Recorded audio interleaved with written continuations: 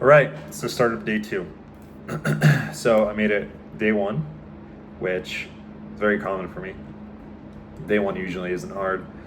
Um, but I'll report back on how I'm feeling, what's going on, where I'm at, all that kind of stuff. So yesterday, I was definitely not feeling great about having to start over again and just disappointed in myself as usual. And I joined some WhatsApp groups, not WhatsApp groups, but like Reddit groups to keep me accountable. And one of the guys in one of them was just like, yeah, you should read this book. It's called Easy Peasy Method. I'm like, oh, it's just another book about like, how to stop watching porn and stuff. Like I've read books, it doesn't do anything. But somebody was like, you know what, you should just read it. So I open it, I start reading it. I read the whole book last night. And in this book, it was saying like by the end of it, you're not going to have any desire to watch porn. You're like, and it's not going to be hard. Like, yeah, that's bullshit. And what's interesting is that like after reading it, I kind of agree. I mean, I hope it sticks, and I need to do the work to make it stick. But what I liked about the book is that it was there was like one phrase that really stuck out to me, and it was like most people they think that they can't quit because they don't think they're strong enough, like they don't have the willpower. Instead, you have so much willpower because you've continued to do this thing that's like poison, that is dropping your energy, this thing that is fucking up your social life, this thing that is fucking up your view of women. Like, you have to be so strong to continue on doing something like that when you know it's actually harming your life. And that hit really, really, really, really hard. That, well, maybe it doesn't need to be hard. And in fact, I'm making it harder by continuing. The other thing that I really liked is that, like, the moment that you stop watching porn, like, for example, if I was watching porn 5 minutes before this, I'm already a non-user. I'm already somebody that's not using porn. So I'm already a non-user right now. I'm 2 days into not using porn, but I'm already a non-user. And that identity, that label is really important. It is really important because, well, I'm not going to go into it inside of this video right here. Well, actually I will. There is something called the logical levels. It's by Robert Dilts, which is an NLP framework. It's basically about how people make decisions. And it's a chart. It looks a lot like Maslow's hierarchy of needs, if you're familiar with that. But it basically says at the bottom level, people make decisions based off of environment. Environment simply means that, like, for example, I can't quit porn because it's really stressful out there. Like, it's a really stressful time right now in my work. That's environment-based thinking, external factors. The next is about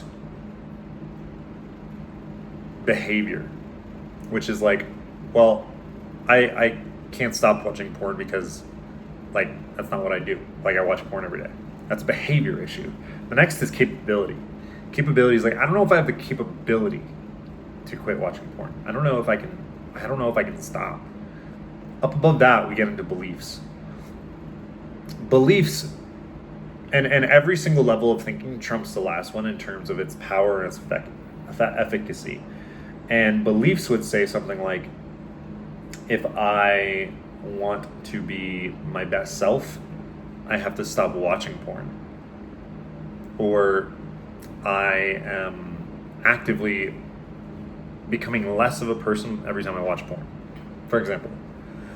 Those, if you make decisions with beliefs, trump behaviors, environment, and capabilities.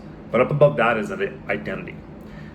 And this is the highest level of thinking, because it says, like, I am a non-user of porn.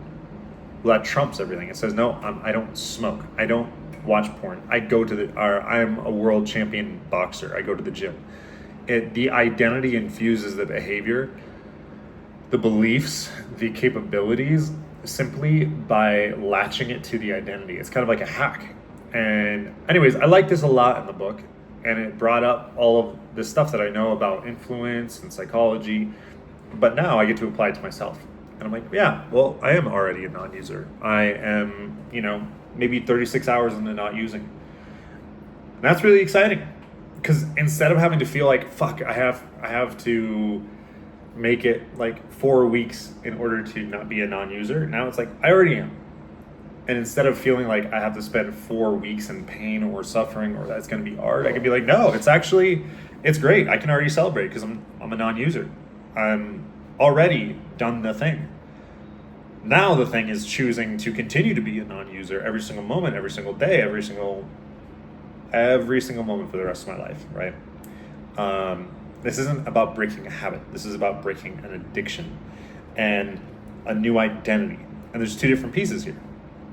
And the first piece being that there is an addictive component. Now, it's not like we go through physical withdrawals as in like I'm crawling on the floor because my skin is crawling, like say heroin. I don't know if that actually happens in heroin. I'm just being dramatic. So apologize if anybody watches this and that's incorrect. But there's the withdrawal of dopamine. There's the withdrawal of serotonin, of the feel good, that instant release. And there's some starvation that will happen. So there is that. And I need to expect that there's going to be a period where I'm not going to feel that great, maybe.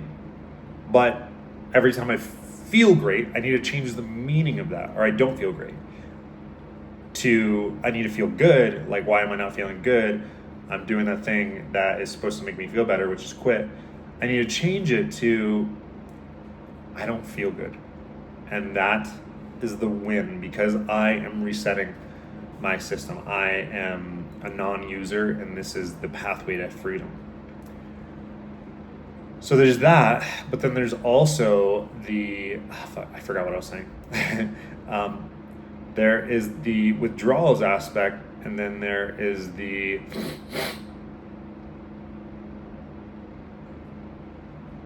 fear. I think the fear of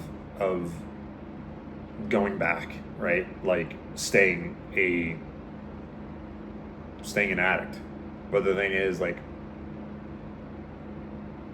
porn is an addiction, and I could fall back into any moment, which means that I need to always say no and celebrate that I'm a non-user, and not focus on how hard it's going to be, but instead focus on how much it's going to give me. So anyways, this is day 2. I'm going to wrap it up.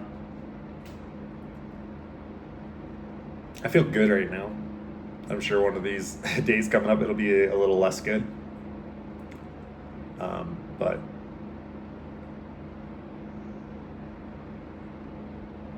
I'm really excited for what this is going to unlock. Like, not only time-wise, but focus-wise, dopamine-wise. Last night I didn't go out on a date because I wanted to read that book. And I don't have any problem with that, because I think I was just trying to get the date. Like, I got the date because I guess because I was horny, because I wanted, intimacy. And I didn't really want it, if that makes sense. Like, it wasn't like a top tier type date. I just wanted to spend time with somebody, which is nothing wrong with that. But I was just thinking, like, I want that drive back. I want that drive. So, day 2, here we go. See you in day 3.